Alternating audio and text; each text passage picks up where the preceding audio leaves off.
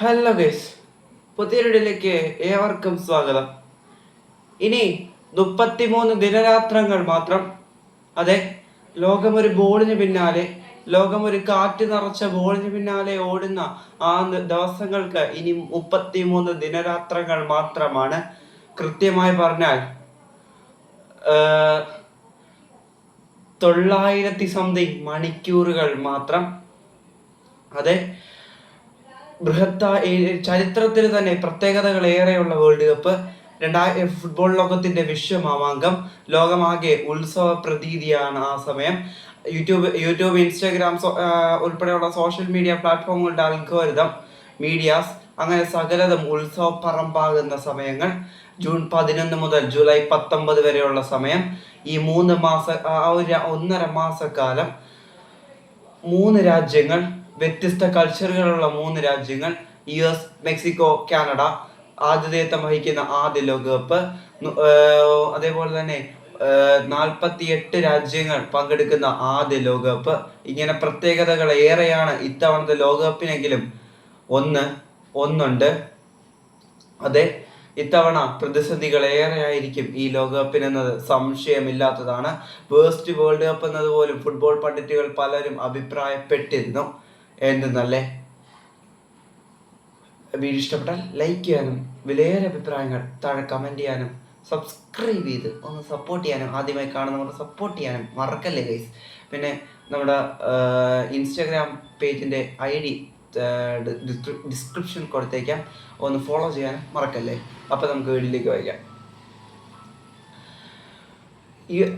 എല്ലാം ശരിയാണ്, ഒരുപാട് പ്രത്യേകതകളുണ്ട്. ഏറ്റവും വലിയ ലോകകപ്പാണ് ഇനി വരുന്നത്. 104 മത്സരങ്ങളാണ് വരുന്നത്. എന്നാൽ പ്രതിസന്ധികൾ ഏറെ എന്ന് പറഞ്ഞത് ചുമ്മാതെ അല്ല.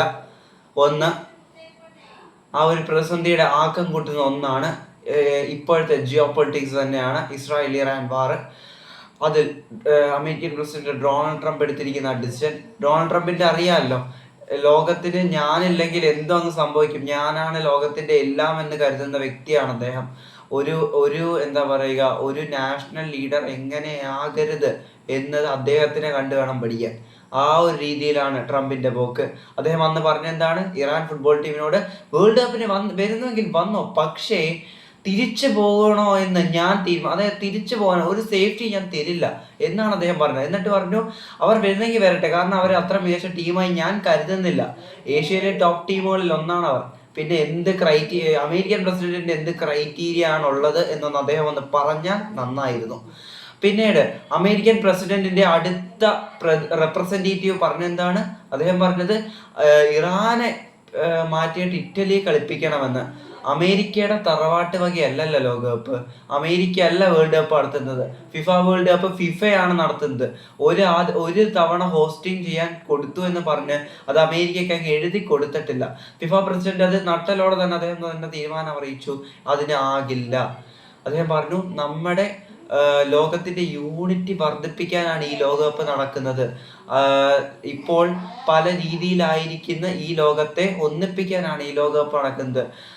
ഒന്ന് ആലോചിക്കണം, ജാതി മത വർണ്ണ ഭേദമന്യേ നമ്മൾ ആസ്വദിക്കുന്നതാണ് ഈ വേൾഡ് കപ്പ്.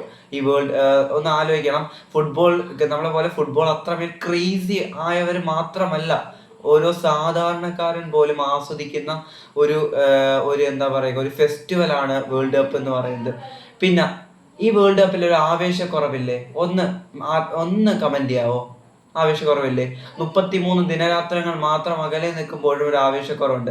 ഖത്തർ എങ്ങനെയായിരുന്നു ഈ ഒരു വേൾഡ് കപ്പിന് 2022 ക്യാമ്പയിൻ ചെയ്തത്? വളരെ മികച്ച രീതിയിലായിരുന്നു. ഓരോ ദിവസങ്ങളും അത്രമേൽ നമ്മൾ എണ്ണി കാത്തിരുന്നു.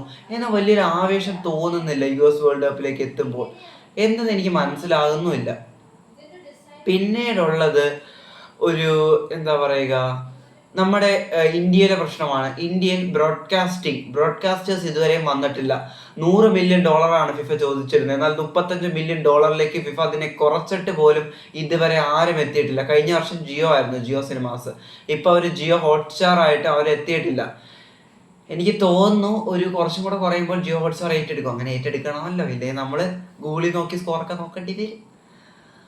എന്താ പറയുക, ഫിഫയ്ക്ക് ഇത് നഷ്ടമാണോ എന്ന് ചോദിച്ചാൽ ഒരിക്കലും അല്ല. കാരണം അവർക്ക് $3.9 ബില്യൺ ആണ് അത് ഈ ബ്രോഡ്കാസ്റ്റിങ്ങിൽ നിന്ന് മാത്രം റവന്യൂ ആയിട്ട് കിട്ടുന്നത്. $35 മില്യൺ എന്നൊക്കെ പറഞ്ഞാൽ അവർക്കൊരു വലിയ കാര്യമല്ല. പക്ഷെ ഫിഫ അത് മാത്രമല്ല പരിഗണിക്കുന്നത്, മറ്റ് ഫാക്ടേഴ്സും പരിഗണിക്കുന്നുണ്ട്. അതുകൊണ്ട് ഫിഫ എന്താ പറയാ, അത്രയും വേസ്റ്റ് സിനാരിയോയിലേക്ക് പോയി കഴിഞ്ഞാൽ ഫിഫ പ്ലസ് എന്ന് പറഞ്ഞൊരു പ്ലാറ്റ്ഫോം ഉണ്ടല്ലോ ഫിഫയ്ക്ക്, അതിലുൾപ്പെടെ മത്സരം കാണിക്കുന്നത് പരിഗണിക്കുന്നുണ്ട്. പിന്നെ യൂട്യൂബായിട്ട് ടൈപ്പ് ഉണ്ടെന്നുള്ളതാണ് ആകെ ഒരു ആശ്വാസം എന്ന് പറയുന്നത്. പിന്നെ ഖത്തറിലെ പോലെ നമുക്ക് എന്തായാലും ഇനിയൊരു ലോകകപ്പ് കിട്ടില്ല എന്ന് ഉറപ്പാണ്. കാരണം അത്രമേൽ അവർ എൻജോയ് ചെയ്യിപ്പിച്ചാണ് ഓരോ വ്യക്തിയും അവിടെ നിന്ന് വിട്ടത്. ഖത്തർ പോലെ ഫാൻ പാർക്കുകൾ യൂസിൽ അവൈലബിൾ ആയിരിക്കില്ല എന്നാണ് അറിയിക്കുന്ന വിവരം. സോ ഒരു വേസ്റ്റ് വേൾഡ് കപ്പിനുള്ള സാധ്യതകൾ കാണുന്നു.